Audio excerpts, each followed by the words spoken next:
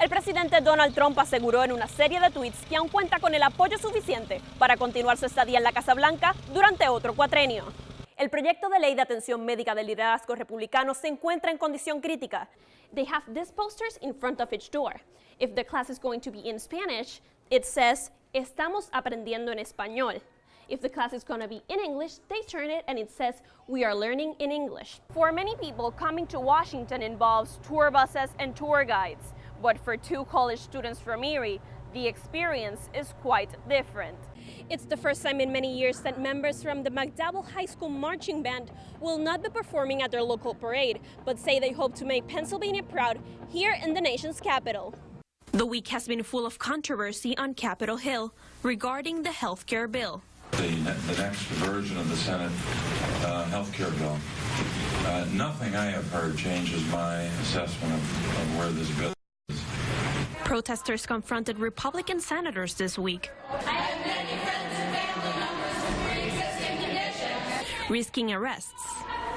Why is Senator Toomey with his bill, trying to kill me? It's like crazy.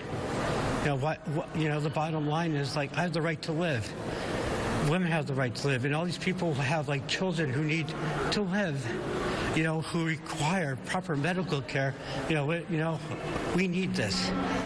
Erie Congressman Mike Kelly says there's a lot of confusion regarding health care reform. We're seeing what's going on in the Senate right now, and quite honestly, the Senate has to do its work. They have to look at where they are, and they have to make a decision on what they're going to bring forward. Senator Casey does not support the latest version of the health bill. His hope is that both parties will come together to preserve what's already working. 20 million people have coverage. They're all better off with that coverage. Senator Casey worries that the new bill will leave opioid patients uncovered. What we need is folks to be able to have access to coverage and treatment to deal with a very difficult challenge in their lives. The Senate GOP leadership hopes to present its latest version of health care reform for a vote next week. When you came from Puerto Rico, did you know any English? I knew the word thank you, and that's kind of all I knew. Alejandro is a 4th grade student at the Steamer Dual Language Academy. Our mission here in the school is for the students to come out bilingual, biliterate, and bicultural. Alejandro says the school helped him fit in when he moved to Syracuse at age 5. I adapted to English, and I learned it real fast. 1st through 4th grade classes, we have what we call a self-contained model, where there's one teacher, and she teaches both the English and the Spanish. They have these posters in front of each door. If the class is going to be in Spanish, it says, "Estamos aprendiendo en español." If the class is going to be in English, they turn it and it says, "We are learning in English." The poster will be right at the door, and they know that as soon as they enter that classroom, that's the only language they can speak in. He's now 9 years old and uses the lessons learned at school to help his dad.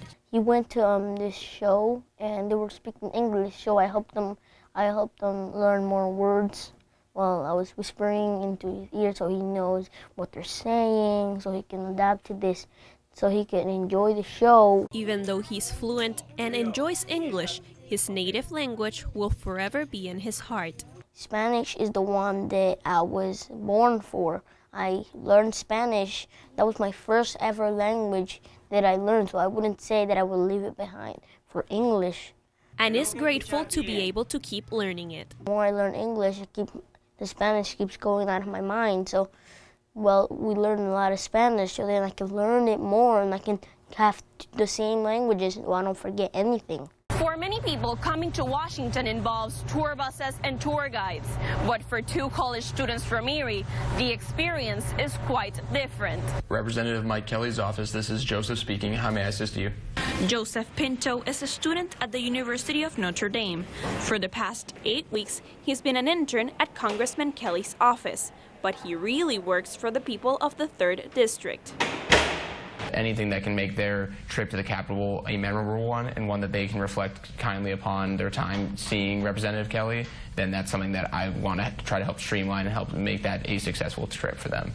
Pinto's internship is unpaid, but he says it is worth it. I can give back to the people of the 3rd District when I see how much everyone in this office and how much Representative Kelly does for the people. It's a nice sentiment that I can have some impact on their lives as well. Working here has been a dream come true. I've wanted to be a librarian ever since I was a little girl. So to be at the largest library in the world is incredible. Madeline Surinsky is a student at Gannon University and is part of the Junior Fellows program at the Library of Congress. She has been working in the Rare Books Special Collections Division on a project called Copyright Deposit Collection. From 1870 to 1890, there were a lot of items that are kept in these boxes, and I've been going through them and itemizing them and rehousing them and indexing them, which has been a part of a big process. For Joseph and Madeline, their extraordinary view of Washington is coming to an end. They both agree it's an experience they'll remember forever. In Washington, Wilenie Sepulveda,